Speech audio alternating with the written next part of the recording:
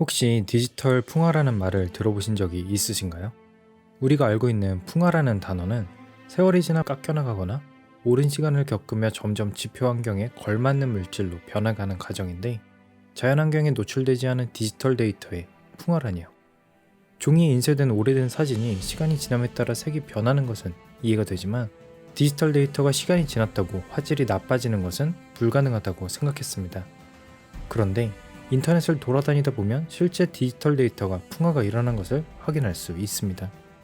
디지털 카메라가 나오기 전 필름으로 찍은 사진들을 디지털로 변환하는 과정에서 데이터 손실이 났거나 필름의 보관 과정에서 문제가 생겼다면 이해가 가지만, 처음부터 디지털로 만들어진 데이터가 불과 10년이 조금 넘는 기간 동안 형체를 알아볼 수 없을 만큼 풍화를 겪었습니다.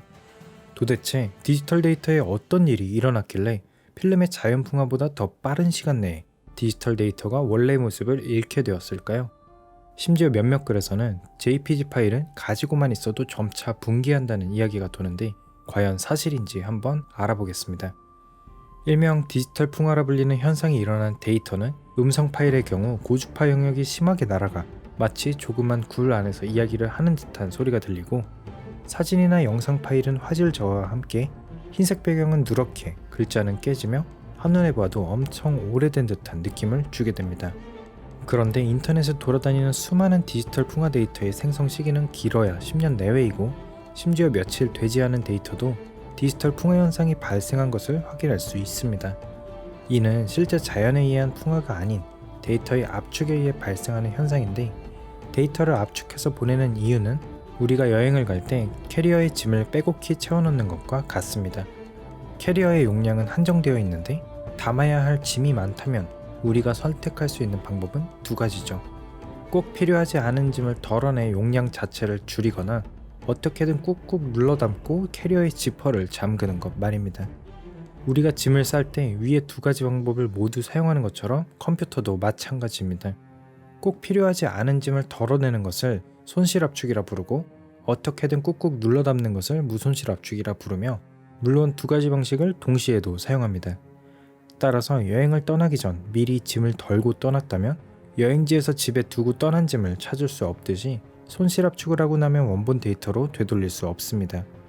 그렇다면 데이터에 있어서 필요하지 않은 데이터는 어떤 것이 있을까요? 압축된 데이터를 풀고 확인하는 대상이 우리보다 청각과 시각이 뛰어난 특정 동물이 아닌 인간이기 때문에, 인간의 입장에서 민감하게 인지하는 부분의 데이터는 살리고, 상대적으로 둔감하거나 변화를 느끼지 못하는 영역의 데이터는 과감히 없애는 전략을 택합니다. 이전 영상에서도 이야기했듯이 오디오 파일의 경우 인간의 가청 주파수 범위를 넘어서는 20kHz 밖의 주파수는 과감히 샘플링 자체를 하지 않고, 이는 심지어 무손실 음원이라 불리는 웨이브와 플렉에서도 적용이 되고 있습니다. 또 사람의 나이에 따라, 그리고 전체적인 음악에 있어 10kHz 이상의 고주파 영역은 일반인의 귀로 그 차이를 크게 느끼지 못하기 때문에 mp3의 품질에 따라 한 번 더 고주파 영역을 날리고 여기에 압축을 하며 용량을 획기적으로 낮추게 되었죠. 그렇다면 사진은 어떨까요? 사진도 인간의 눈에 잘 인지되는 부분과 인지하지 못하는 부분의 차이를 압축에 활용합니다. 지금 보시고 있는 영상의 화질은 FHD인데 가로 세로의 크기가 1920, 1080으로 총 207만 3600개의 점으로 이루어져 있습니다. 각각의 점은 RGB 3개의 색상을 256단계로 나누니 3바이트를 곱해 압축이 되지 않은 사진 한 장의 크기는 약 6MB가 나오게 되지만, JPG로 압축이 된 이 파일의 크기는 겨우 0.54MB입니다. 이는 인간은 색의 차이보다 밝기의 차이에 민감하다는 것과, 갑자기 색이 변하는 경계 부분의 뭉개짐이 클수록 화질이 낮다고 생각하는 점에서 출발한 압축 방식입니다. 이 중 가장 큰 데이터의 손실이 일어나는 부분은 이상 코사인 변환 후 양자화 과정인데, 인물 사진이나 풍경 사진과 같이 주변의 색상과 차이가 크지 않은 경우 화질 저하를 크게 느끼지는 못하지만, 문자나 선, 그리고 세밀한 격자 등 급격한 색 변화가 나타나는 데이터의 경우 그 변화를 쉽게 느끼게 되죠. 따라서 확대를 하게 되면 글자가 깨지는 현상이 나타나는 이유도 압축을 통해 이미지가 뭉개졌기 때문입니다. 이렇게 소리와 사진의 경우 인간의 신체 능력을 기준으로 버릴 데이터를 정하고 용량을 획기적으로 낮출 수 있었는데, 동영상은 어떨까요? 아무리 사진의 용량을 줄였다고 하더라도 지금 보시고 있는 영상의 프레임 수는 약 30개로 초당 0.54MB의 사진이 30장이나 지나가 1초의 용량은 16.2MB나 됩니다.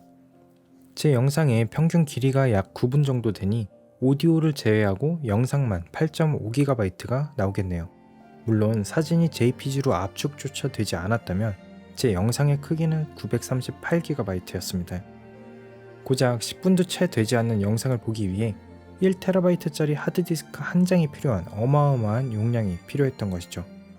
하지만 실제 편집이 끝난 9분짜리 제 영상의 크기는 오디오를 포함하고도 고작 550MB밖에 되지 않습니다.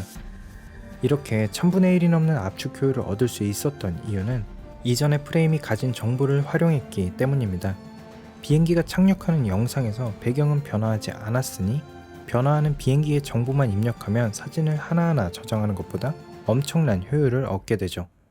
그런데 이렇게 압축을 하여 용량을 줄이는 것이 인간의 눈에 차이점을 느끼지 못하도록 발전을 했는데 한눈에 보아도 엄청난 데이터 손실이 발생한 것 같은 디지털 풍화는 왜 일어나게 되었을까요?